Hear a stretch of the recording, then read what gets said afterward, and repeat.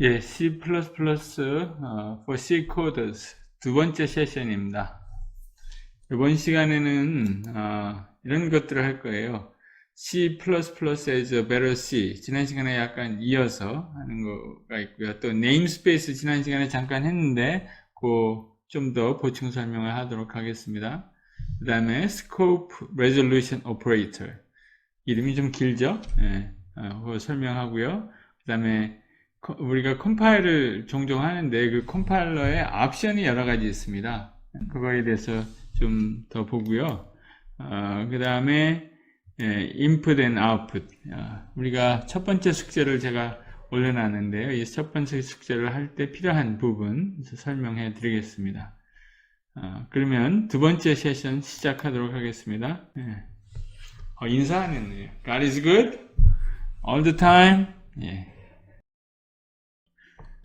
comment lines. 이거는 뭐 C에서는 옛날에 이렇게만 쓸 수 있었는데 요즘은 C에서도 이렇게 이런 커멘트가 가능하죠. C++에서 있는 좋은 점들을 자꾸 C에서도 extended 하고 있습니다. 그 다음에 또 한 단어를 알아둬야 할 게 scope입니다. scope of variable. variable의 scope. 범위, variable이 미치는 영역을 얘기하는 거죠. variable lives only in a block. variable은 블록 안에서만 살아있다, 생명이 있다, 뭐 그런 말입니다. 우리가 사람이 영원한 생명은 하나님 안에서만 가능한 거죠. 그런 식입니다. 여기 이 variable이 여기 이렇게 선언되어 있잖아요. 이렇게 선언되어 있으면 요 int p는 블록 안에서만 유용합니다. 이 I equals 0도 마찬가지죠. 요 for 블록 안에서만 이렇게 살아있는 거죠. 그런 걸 갖다 variable의 scope라고 이야기합니다. 그렇지만 int a라고 선언해 놓으면 요 int a는 요 안에서도 가능하고요. 요 바깥에서도 가능합니다. 그러니까 여기서 여러분들이 알아두어야 할 것은 이 단어, scope라는 단어에 익숙해지면 좋겠습니다. namespace입니다. 그러니까 variable들이 어떤 scope가 있잖아요. 그 scope를 인위적으로 우리가 만들어줄 수 있는 게 namespace예요. namespace. 그래서 여기 identifiers in a header file used in a program become global. 여러분들이 코딩할 때 맨 위에다가 include 하고 헤더 파일을 집어넣잖아요. 그 include에 선언된 그런 identifier들, 쉽게 얘기하면 variable들, 변수들이 글로벌화되는 거죠. 전역 변수가 된다는 겁니다. 그러면은 그 안에 있는 변수들이 여러분들이 사용하고자 하는 변수와 충돌이 일어날 수 있습니다. 그럴 경우에는 이제 문제가 생기죠. 요즘 프로그램들이 한 사람이 다 코딩하는 거 아니잖아요. 많은 사람들이 협업하면서 이렇게 코딩을 해 가는데, 그래서 서드 파티 라이브러리를 사용하죠. 근데 그 사람들이 어떤 변수 이름을 쓸지 우리가 다 알지 못하잖아요. 근데 이제 대부분 라이브러리에 있는 그것들은 이제 언더스코어를 앞에다 붙여갖고 이렇게 변수 이름들을 시작을 합니다. 언더스코어 하나나 뭐 두 개. 그러니까 우리가 개발할 때는 이 언더스코어를 가능한 쓰지 않는 게 좋습니다. 특별한 경우에는 뭐 쓸 수도 있겠지만 안 쓰는 게 바람직합니다. 그리고 우리가 또 우리 나름대로의 네임스페이스도 정할 수 있습니다. 이 네임스페이스, 그 다음에 네임스페이스 이름, 그 다음에 이 안에다가 멤버들을 이제 베리어블들을 집어넣을 수 있어요. 그게 바로 네임스페이스입니다. 여기 멤버는 usually a variable declaration, named constant, function, another namespace. 뭐 이런 것들을 우리가 충분히 이 안에다가 namespace를 만들 수 있습니다.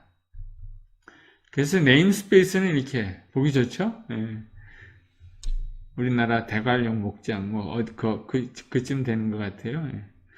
여기 it is a fence 라는 거죠. 양들이 바깥에 못 나가도록 이렇게 펜스 쳐놓은 것 같다. 그게 네임스페이스입니다. 그 네임스페이스 안에서는 자유롭게 그것을 지정해서 쓸 수 있습니다. 여기 좋은 예가 하나 있습니다. 여기 네임스페이스에 베리어블을 이렇게 하나 declare에 이렇게 선언해 놨잖아요. 정의해 놨습니다. 그 다음에 여기 namespace 1, namespace 2. 그러면 여기 variable이 여기 똑같음에도 불구하고, 우리가 각각 구별해서 사용할 수 있습니다. namespace 1에 있는 var, namespace 2에 있는 var, 이렇게 구별해서 이렇게 사용할 수 있다는 얘기죠. 그 다음에 사실 여기, std, namespace std도 사용하고 있으니까 요거는 생략해도 되겠죠? 일부러 여기 집어넣은 것 같아요. 그래서 좀 더 간추려 보면 namespace 여기 있으니까 요 앞에 namespace 다 생략했고요. 이렇게 그렇지만 여기 1bar, 2bar는 서로 구별하기 위해서 이렇게 집어넣습니다. 당연히 output은 5와 3 이렇게 출력이 되겠죠. 그게 namespace입니다. 그 다음에 그럼 여기 점점 찍은 거 콜론 2개를 찍은 거가 있다. 이거를 뭐라고 부르는지 아세요? 그게 scope resolution operator 그렇게 부릅니다. scope resolution operator. 어떤 때는 우리가 그 이름을 알아서 뭐 합니까? 그러는데요. 이렇게 문서를 읽거나 이제 그런 구글링 해갖고 이렇게 인터넷 찾아서 뭐 레퍼런스를 찾아볼 때 이런 말들이 나오면 우리가 이해해야 되잖아요. 스코프를 이렇게 해결할 수 있는 오퍼레이터다. 이렇게 스코프 레졸루션 오퍼레이터. 뭐 이렇게 이제 부르게 됩니다. 그래서 다양한 기능이 여기 있겠습니다. 여기 또 다른 예가 하나 있는데요. 이렇게 펑션 바깥에 있으면 글로벌 베리어블이고요. 이 펑션 안에 있으면 로컬한 거죠. 요 int x. 요 x의 스코프는 요 펑션 안에서만 유용하죠. 그러니까 요 x하고 요 x는 다른 x죠.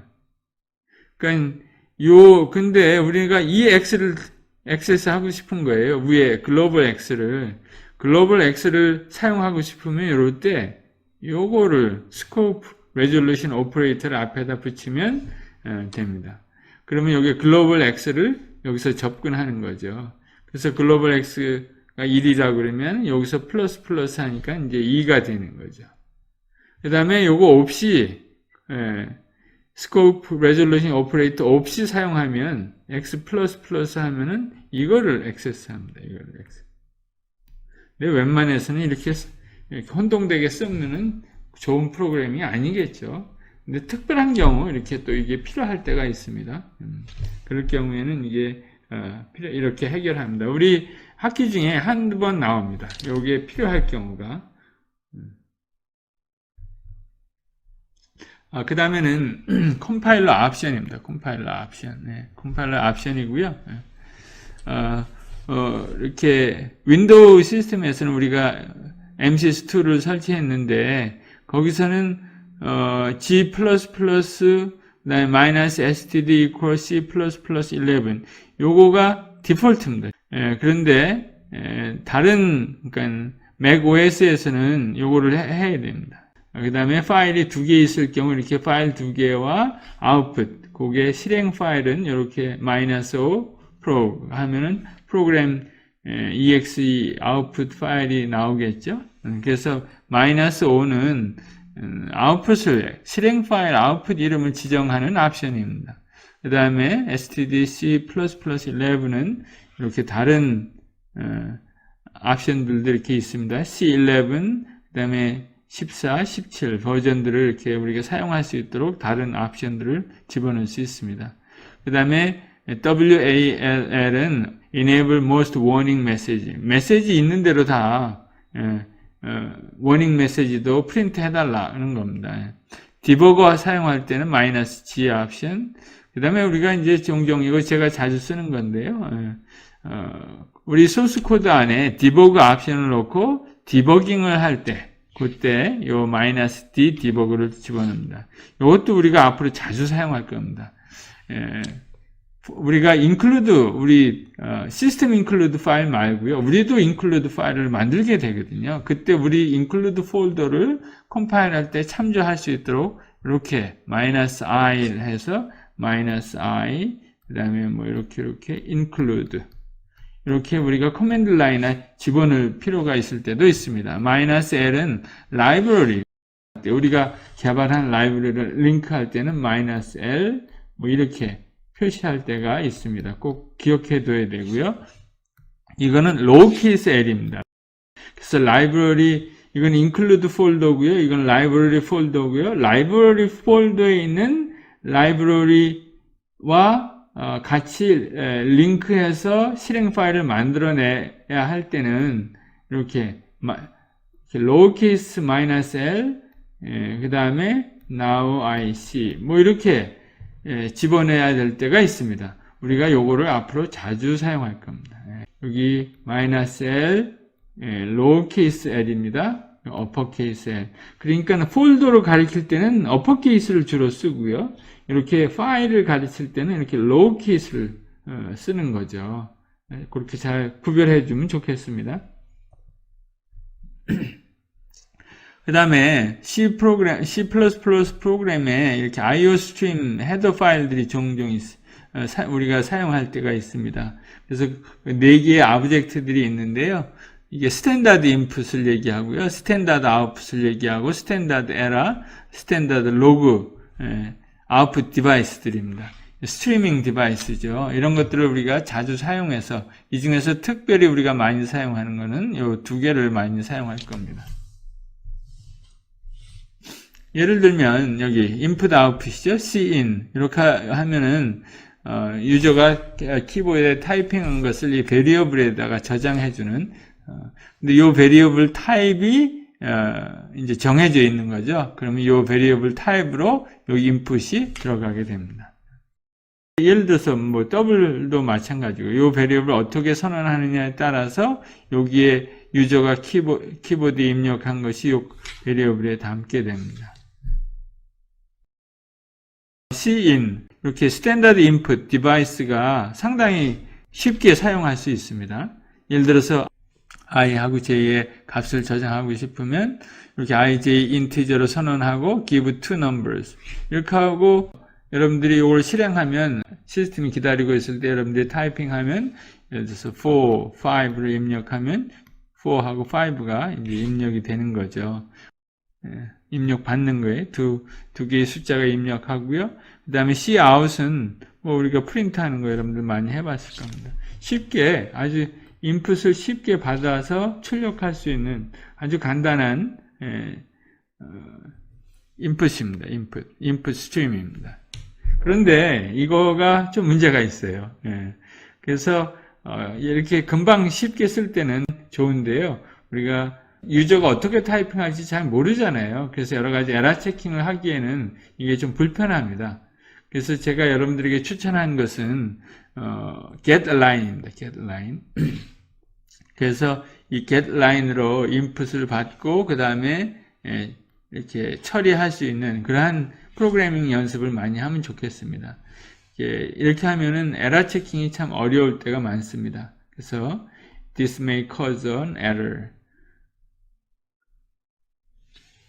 읽어보시고요. 그래서 유저가 잘못 타이핑하면은 이 에러 처리를 발견하기가 상당히 어렵고요. 무한루프로 들어가기도 쉽습니다. 물론 유저가 우리가 원하는 대로 잘 타이핑하면 쓰기는 편한데요. 유저가 잘못 타이핑할 경우를 대비해서 에러 체킹하려면 그거보다는 getLine 이 코딩을 이 함수를 하도록 하면 좋겠습니다. 그래서 여러분들 참고로 now I see 폴더에 보면 getting input md 이 파일에 보면 요거에 대해서 좀 더 자세한 설명을 하고 있습니다. 여러분들 한번 읽어보면 좋을 것 같아요. 그 다음에 cout은 뭐 우리가 잘 아는 거고요. console out 쉽게 많이 쓰고 있는 거니까 넘어가도록 하겠습니다. 그 다음에 escape character C에서 우리가 많이 경험했죠. 요게 return이 되는 거고요. 요게 new line, tab, 뭐 backspace, return. 예. return이 왜 return인지 아세요? 예. 요즘은 return이라고 안 그러고 enter라고 그러죠. 키보드 enter. 옛날에는 return이라고 많이 써 있었어요. carriage return이라고요. 이 타이프라이터에 있던 거예요. 이제 한 줄 타이핑을 하고 나서 이렇게 새롭게 다음 줄로 넘어가려면 이 carriage return이라는 게 있습니다. 이거를 이렇게 당겨야 종이도 한 칸 올라가고 그 다음에 타이프라이터가 그 다음 줄로 타이핑할 수 있는 준비가 돼요. 그게 carriage return이라고 그럽니다. 근데 요즘은 다 엔터로 바뀌었죠. 타이프라이터가 없으니까. 그 다음에 inline function이라는 게 있습니다. inline function. C에서는 간단한 펑션들은 이렇게 처리했습니다. 매크로라고 그러는데요. 근데 이제 C++에서는 이 매크로를 사용하는 것을 권장하지 않습니다. 물론 사용해도 되죠. 근데 권장하지 않습니다.